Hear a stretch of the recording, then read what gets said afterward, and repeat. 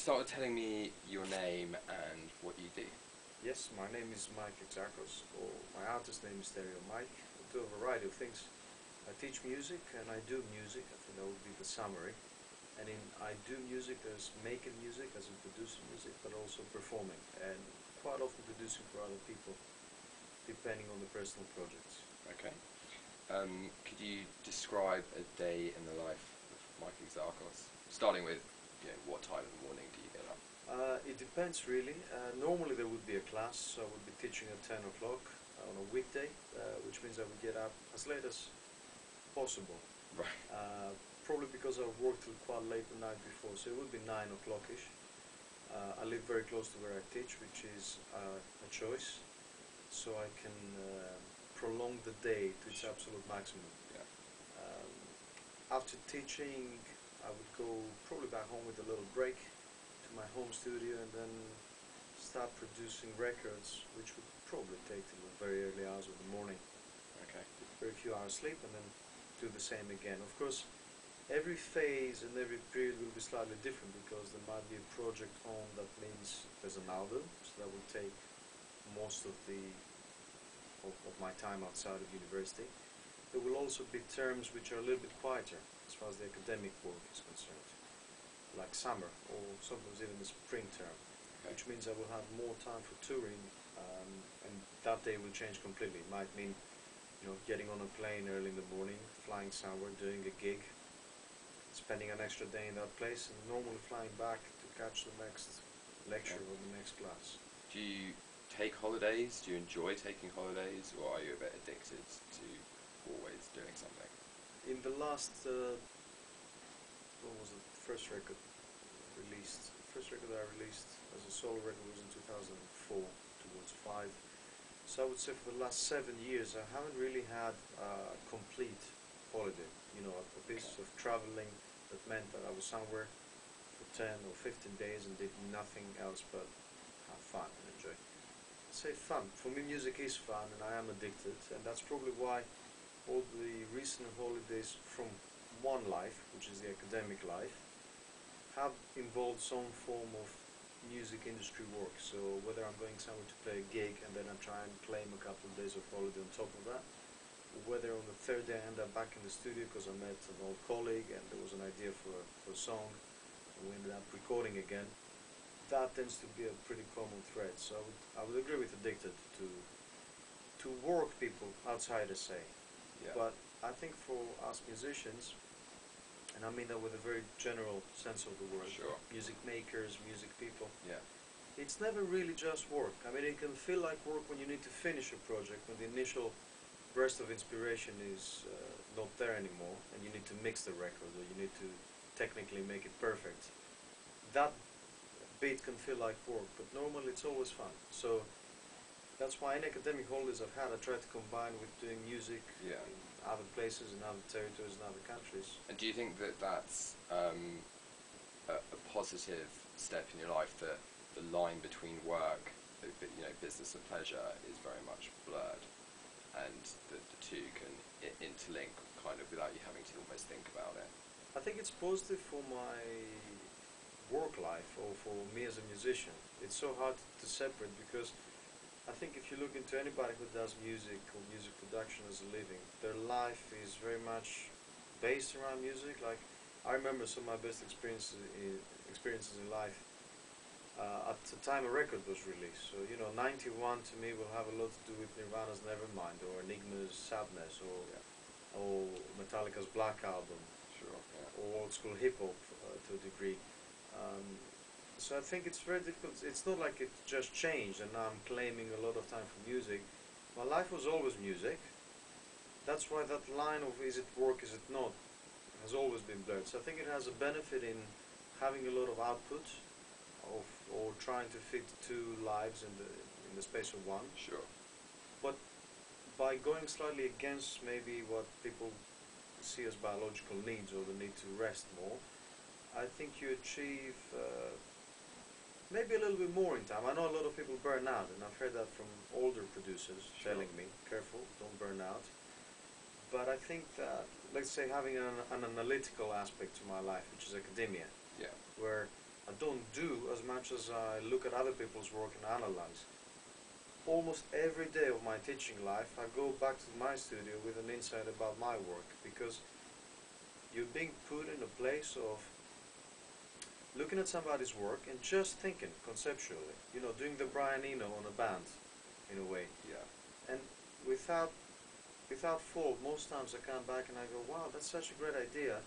I thought of it, or I think I thought of it, because I was working, giving something to somebody else and trying to think about their work, and then that has been a benefit. But see, that analytical side, I would never develop to the same degree if I was just making music. Sometimes you just do and not think. Sure. Sometimes you just think and don't do, and it makes me happy. So I don't know if it's going to be good for my health eventually, but I think it's good for what my soul feels like it needs to be doing. Sure. Music making. Okay, good. That sounds like a good balance. Can you name 3 attributes of your personality that you consider to have got you to where you are today, and why? Or got more than 3 or less than 3. Yeah, I think one of them is, I think you could say stamina or strong-headedness, or a combination of the two. I know they're 2 different variables, but they kind of work together. It's the stubbornness to get the vision of an idea across. I think that's what drives any artist in any form of art. It's perceived often as egotistical or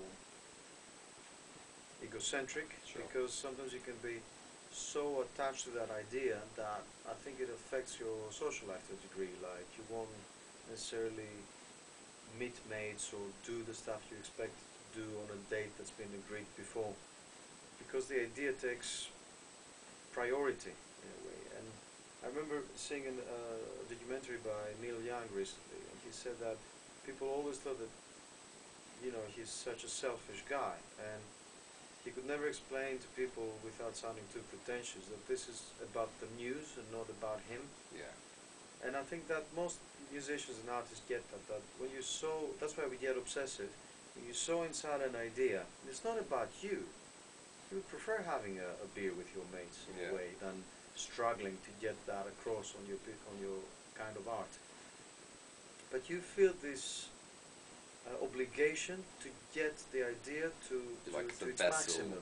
You're the vessel, as it were, for the concept. Yeah, without wanting to sound like we are more important or something different, but I just think, look, we have a concept of something, and we know while doing it, whether it's a sculptor working with marble or a musician working with sound or with melodies, and you're not there, and it's almost like a soul craving.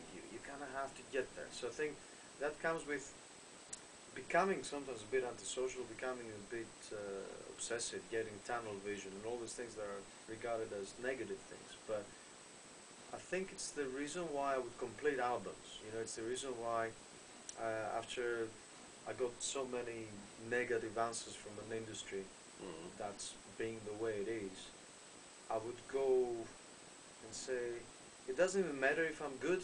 Maybe I'm not. Maybe that's why I'm not getting success. Yeah. At the early stages, or maybe that's why they won't sign this record, or maybe that's why this didn't sell very well. But it almost becomes another point, like, I need to get this done to the degree I've imagined it, then the world can be its judge. And actually, anything that this brought to me was a positive thing in the end, because if I've satisfied that, first of all, I can move on to the next thing, which improves me continuously as a producer and as a musician, as an artist. But secondly, if you think you've done everything you can, then you can let that go. And that's normally when things happen to your music. So I think there are more talented people than people who don't give up. I think there's a very small number of people who don't give up. And that comes with this sort of almost insane strong-headedness and stamina about getting the idea across, which eventually I think is a pretty unselfish thing. You're doing it for your soul, but you're kind of doing it for everybody else to have in the end. Sure.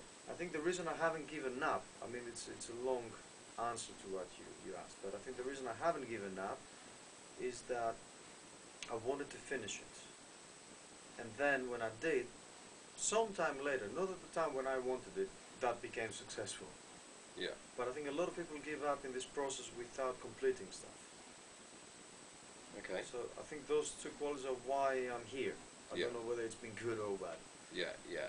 Do you feel that the teaching has, because we're talking about the balance that gives you, do you think that kind of lightens that otherwise very concentrated load of, that tunnel vision where, you're kind of sucked into your own world of, I must complete this mission, Yeah, and possibly. yeah, and then the teaching kind of gives a sort of, It's it almost takes like an that weight enforced off. balance, because Yeah.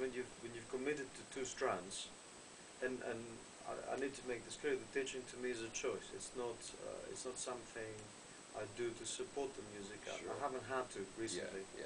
Yeah. in the last few years or the last couple of albums, but I really love it. I can't imagine myself just doing the one Good. strand. But because you see the schedules of the two strands, especially the teaching one, where you have to provide a service, Yeah. is set in stone. Yeah. Things I would have done if next day I wasn't teaching in the morning would probably be work on a record another night and never sleep until I faint. Yeah. And I think this sort of enforced schedule meant that, Mike, you have to stop because this is now about somebody else. You have to go into Sure. this class with enough sleep and enough preparation to do this. So eventually that has cleared my mind, because then I had to go back to that record 24 hours later maybe, or a few hours later, So do you think with it's a made- clear perspective. Do you think it's made you more organised as an individual? Definitely. I think aside of giving yourself to the muse, as we said, can start loosening up the reality checks with the real world. Yeah. Like when you eat, when you wake up, when you do stuff, or even other things that will keep you sane, like going to the gym. And I think it's quite nice to create a few, whether you do have a day job or not, to create a few little moments or standards that you will respect, even if that feels like you have to stop at a time where you were going for musically. So kickboxing will be a thing like that. Two times a week, twice a week, that's something I will do. Yeah. And it sometimes means I have to physically drag myself off the studio chair and have a little chat with myself and go, look, you've decided to be doing this because it keeps you sane. I'll be like, right, I better do this without making it sound like a schizophrenic. But I think those checkpoints are useful because they will put you back into a time balance, and eventually you will realize that you can keep going on about a snare for 24 hours. Yeah. You can become that obsessive. Yeah. We know a lot of people who have, and ourselves, I think. But having those checkpoints, going away, having a cup of tea, or going to a gym class, or going to teach, or going to day job, coming back, you come back with clear ears, with objectivity. Yeah. And it means you start to have a little bit of an overview of your process. So it means that if you start spending 3 hours on a snare, you go, I'm probably losing it, Yeah. because of this experience of having let it go and come back and find that I wasn't being objective. So Yeah. then you start applying that better. So I did find that I'm making records quicker Yeah. without enforcing that as a sort of speedy or commercial thing. I just found that I made my process quicker but more efficient by having to do other By things. applying technique, methods, Methodology over the Yeah. process, over Yeah. the creative. So even the creative process, although it feels quite weird and holy and undefined, there are some methods I think that we can enforce on it to make it more productive, more efficient. Sure.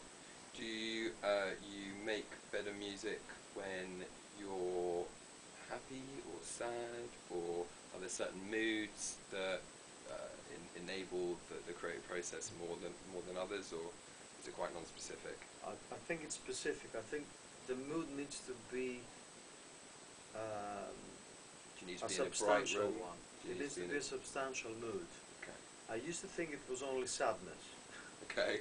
for a long time, and I think I've done records and tracks and songs upon songs thinking that was the mood. Right.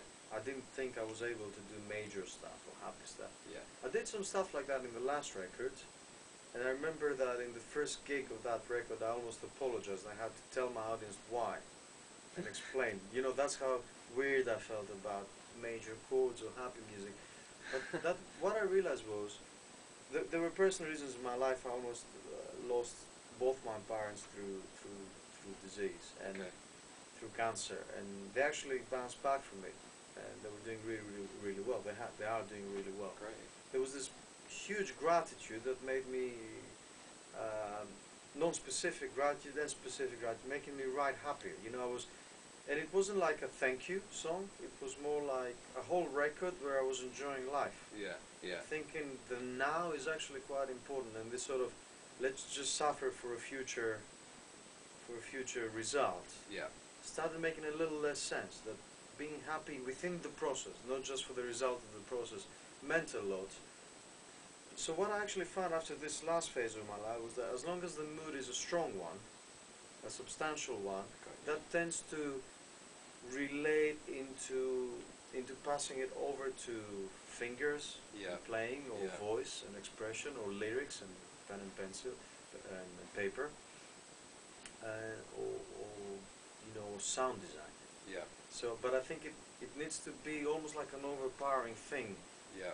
and then you feel like you can overflow it into whatever your expressive vehicles are. Sure. So irrespective of it being happy or sad, it I just think needs now to it's more have. about it being, existing, and yeah. being enough for musicians to pick on it almost. Mhm. But there are times when I will go into the studio with this very undefined need to write. Mm.